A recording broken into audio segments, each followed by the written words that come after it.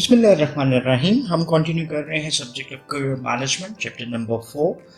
आज के लेक्चर में अभी हम बात करेंगे कि what are the implication of goal settings for organization and their employees.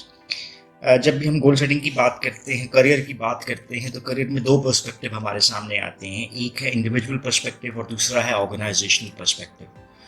और वी डू टॉक अबाउट कि whether career management is beneficial for only individuals या ऑर्गेनाइजेशंस भी इससे बेनिफिट ले सकती हैं, जिसका आंसर ये मिलता है कि definitely career management is responsibility of an individual, but organisations जो हैं वो उससे बेनिफिट ले सकती हैं एम्प्लॉय लॉयल्टी की सूरत में, एम्प्लॉय रिटेंशन की सूरत में, trained and developed employees for the longer term with the organisation. So ऐसे कई बेनिफिट्स हैं जो कि ऑर्गेनाइजेशंस भी इंजॉय कर सकती हैं।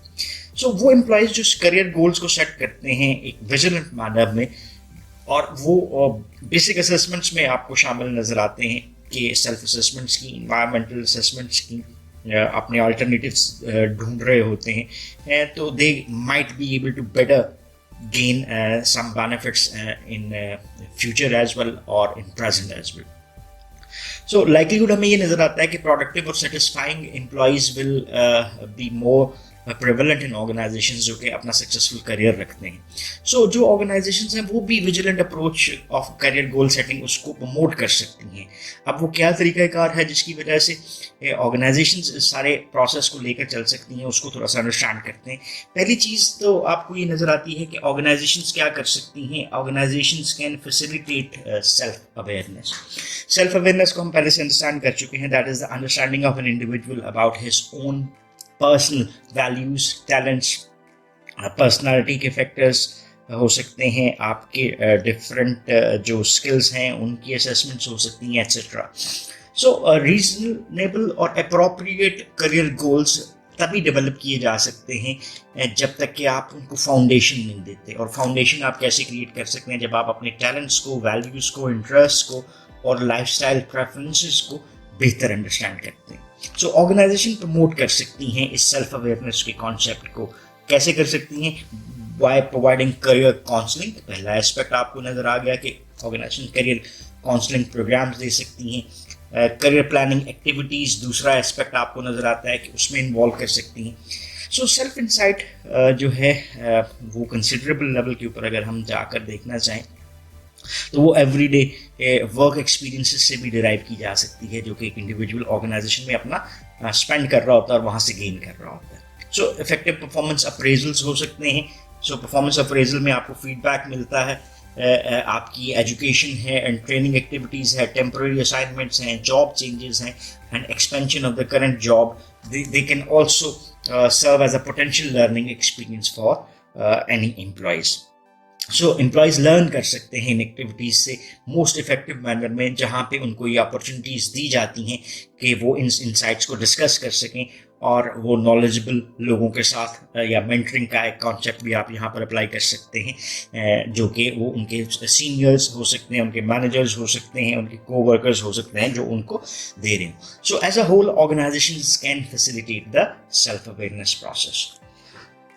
दूसरा एस्पेक्ट जहाँ पे ऑर्गेनाइजेशन इस सारे काम को फैसिलिटेट कर रही हैं वो है facilitation of assessment of environment, यानी अवेयरनेस अबाउट द इन्वायरमेंट। पिछले वाले फैक्टर में हमने सेल्फ असेसमेंट की बात की, यहाँ पे हम बात करते हैं उस एक्सटेंसिव इन्फॉर्मेशन की जो कि इन्वायरमेंट के बारे में नेसेसरी होती है किसी भी इंडिविजुअल एम्प्लॉय के लिए जानना, जिसकी बेस के ऊपर वो क्या कर सकता है, अपने लिए रियलिस्टिक और अप्रोप्रिएट करियर गोल सेट कर सकता है।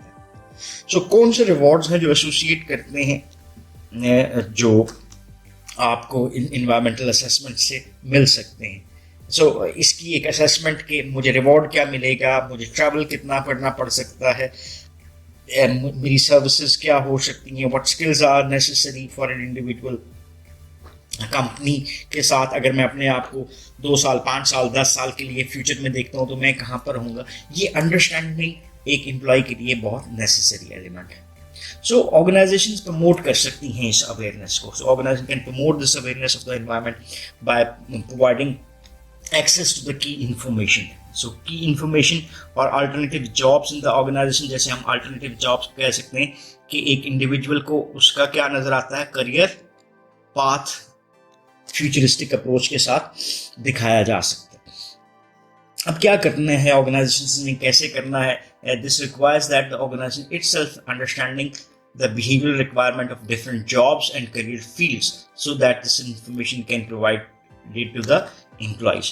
So understanding जो required है वो किसकी तरफ से है?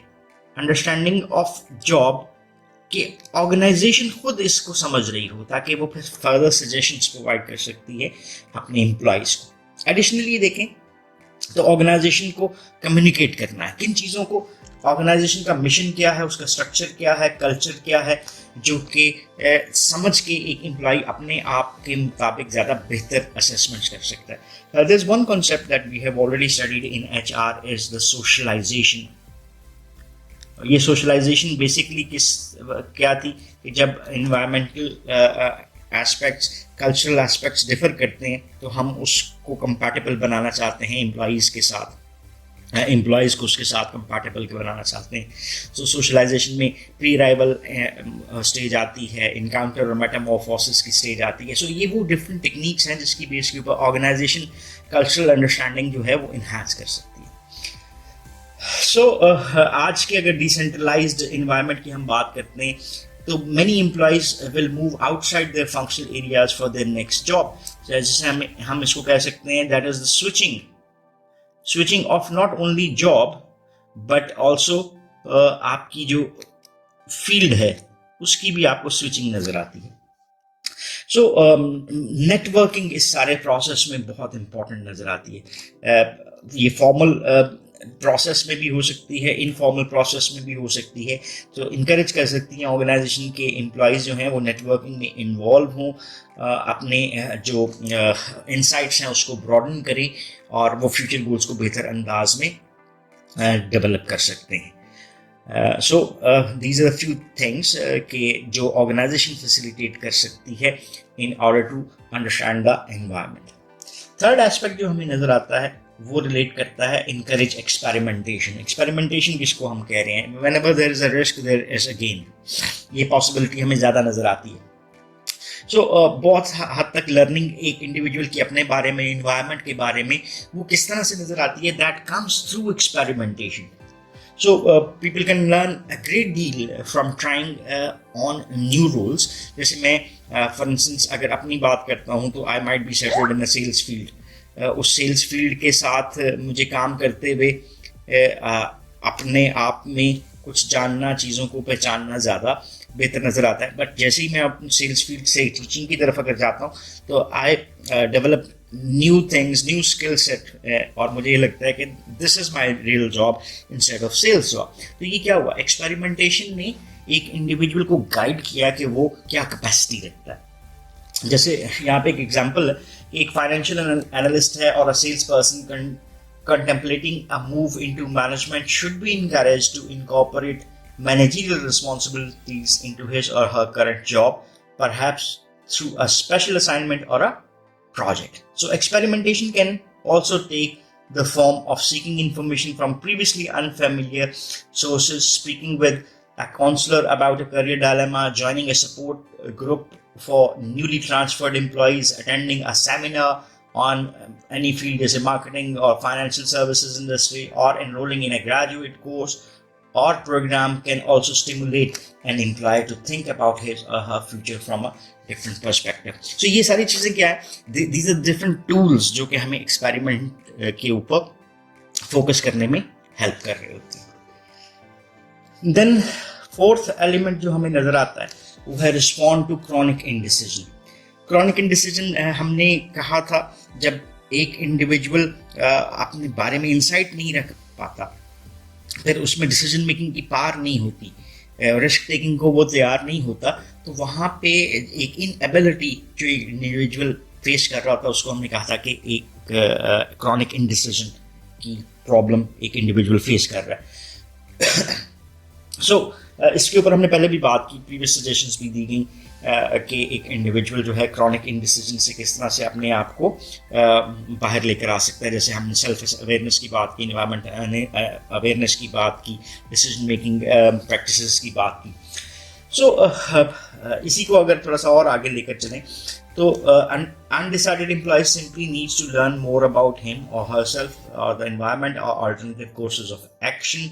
Perhaps recent changes in an employee's work situation, family pressures or career interest triggered a revolution of his or her future. तो ये देखें ना, क्रॉनिक इंडिसीजन में जब आपने इन चीज़ों को सर्च किया और प्रेजेंट आपका जो सिनेरियो है हो सकता है वो आपको ट्रिगर करे कि आपको डिफरेंट अंदाज में आगे चलने की ज़रूरत है और changes his personal life again और अगेन. सो इसके ऊपर अगर हम थोड़ा सा और बात करें तो जो वर्क इन्वायरमेंट का नॉलेज है, फैमिली इन्वायरमेंट का नॉलेज है, इसकी वजह से मेजर अनसर्टनिटीज आपको फेस करनी पड़ सकती हैं regarding the career goals. So career indecision in the face of such changes suggests that an adaptive developmental process is helpful in achieving career decidedness. So adaptive हम उस चीज़ को ले सकते हैं जहाँ पे हम अपने आप को environment और चीज़ों के मुताबिक थोड़ा सा modify कर रहे हैं. Developmental processes वो जो कि हमारी knowledge, skills, abilities and other characteristics जो हम possess करते हैं उसमें थोड़ी सी modification की तरफ लेकर जाते हैं कि हम कुछ नई चीज़ें सीखने को तैयार हों. So some employees may be indecisive about making a career decision because of an extraordinary high level of anxiety and stress. तो यहाँ पे जो decision making process इस वजह से function नहीं कर पा रहा कि वो anxiety और stress में है. So managers should learn to recognize when indecisions about a career goal represents a kind of chronic indecisiveness and paralysis.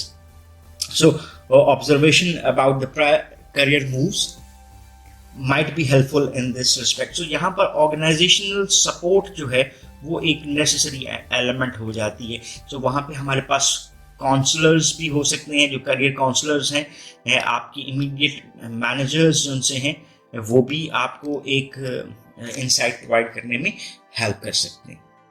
So employees जो हैं एक टाइम reluctant होते हैं career decisions को लेकर आने में या वो fear महसूस कर रहे होते हैं कि यार जो उनका डिसीजन है वो एक पुअर डिसीजन होगा. So employees may claim that more information is needed to make a decision when in reality no amount of additional information is likely to move the employees closer to a decision. So ये उसको resolve करना might be a support from the side of the organization. So हम ये नहीं suggest कर रहे कि managers जो हैं वो therapy provide कर रहे हो, लेकिन they must probe the basis of employees and decisions और फिर उसके base के ऊपर जो appropriate course of action है उसको recommend किया जा सकता है from the side of the employees. Then हमारे पास ये जो fourth point नज़र आ रहा था, इसके बाद हम बात करते हैं कि हमारे पास fifth point में जो चीज़ नज़र आती है वो क्या है जी? Discourage career hypervigilance. Hypervigilance हमने कहा था कि जब एक एम्प्लॉई करियर डिसीजंस को इन अ रिएक्टिव मोड कर रहा होता है, that is out with adequate time for reflection, preparation and thinking through their options and alternatives. So हमने एक thorough thought process नहीं दिया अपने डिसीजंस को, उसकी फ्यूचर इम्प्लीकेशंस और इन चीज़ों को नहीं देखा, या हम कहना चाहें कि एक हेस्टी डिसीजन किया था. सो रिजल्ट्स जो आपको नजर आते हैं हाइपर विजिलेंस के, वो आपको डिस्ट्रक्टिव नजर आते हैं अमूमन.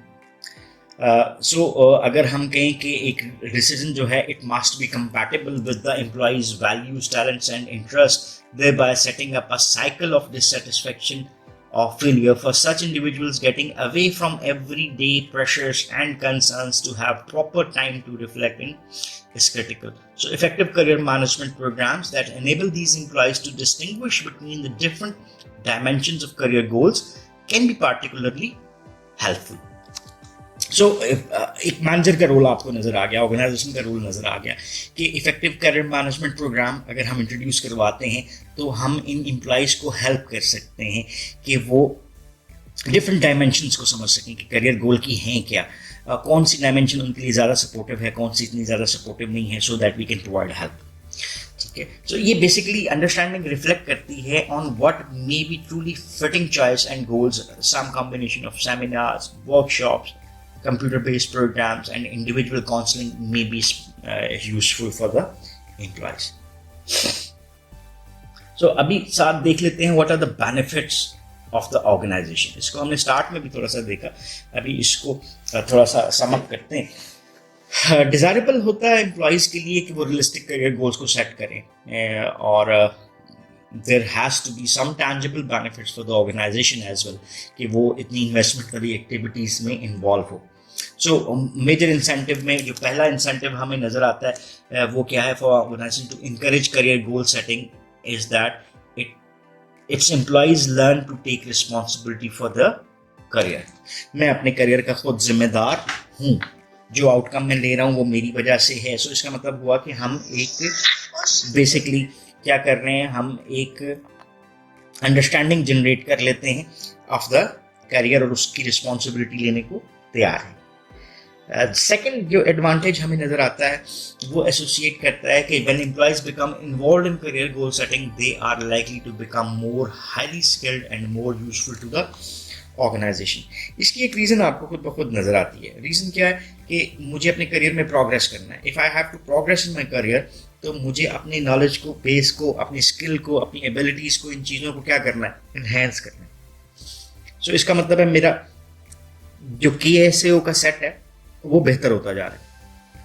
तो मुझे ये बेनिफिट तो देगा, लेकिन ऑर्गेनाइजेशन के लिए उनकी एक्टिविटीज़ में, उनकी आउटकम्स में भी मैं ज़्यादा इफेक्टिव हो रहा हूँ, मैं मोर एफिशिएंट एम्प्लॉय के तौर पे सामने आ रहा हूँ. So initial benefits will be gained by the organisation.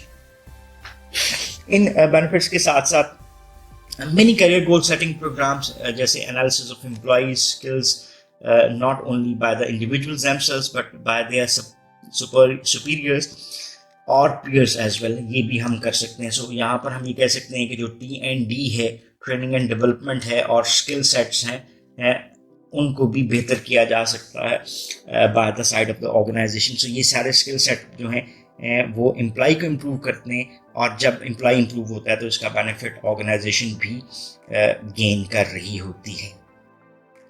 So these are few benefits जो कि एसोसिएट करते हैं. So there are some other things जिसको डिस्कस करना ज़रूरी है. वो ये है कि एक एम्प्लॉय इन चीज़ों से लर्न करता है टू टेक द रिस्पॉन्सिबिलिटी, ठीक है, और इस रिस्पॉन्सिबिलिटी की बेस के ऊपर हमारी जो एवरीडे फंक्शनैलिटी है वो बेहतर होती है.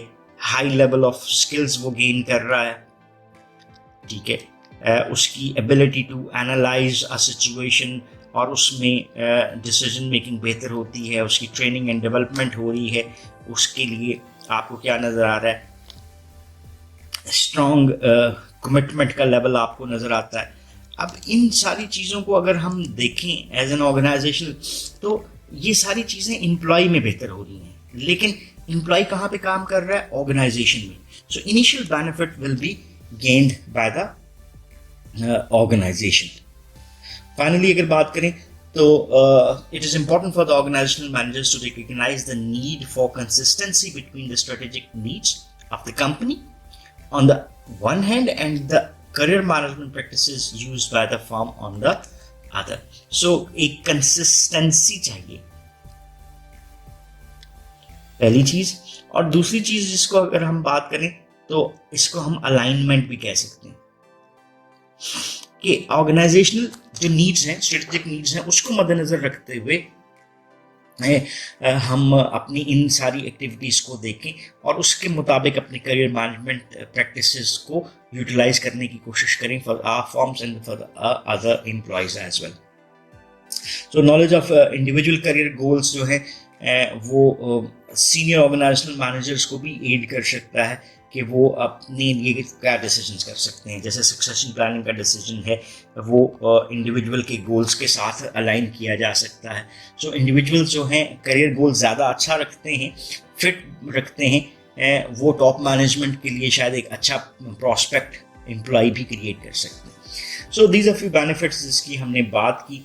सो that's all about this lecture. इस लेक्चर में बेसिकली हमने अंडरस्टैंड करने की कोशिश की है कि एक एम्प्लॉय जो है ऑर्गेनाइजेशन में काम कर रहा है, अपने करियर गोल्स को बनाता है, उसकी इम्प्लीकेशन ऑफ गोल सेटिंग वो ऑर्गेनाइजेशन क्या होती है और उसके एम्प्लॉयज़ के लिए क्या होती है। हमने बात की सेल्फ अवेयरनेस को फैसिलिटेट करती है ऑर्गेनाइजेशन, फैसिलिटेट करती है अवेयरनेस ऑफ द एनवायरनमेंट को इंकरेज करती है, एक्सपेरिमेंटेशन को रिस्पॉन्ड करती है टूवर्ड्स द क्रॉनिक इनडिसीजंस, और डिस्करेज करती है करियर हाइपर विजिलेंस को। सो बेनिफिट्स के ऊपर भी हमने बात की। So that's all about this lecture.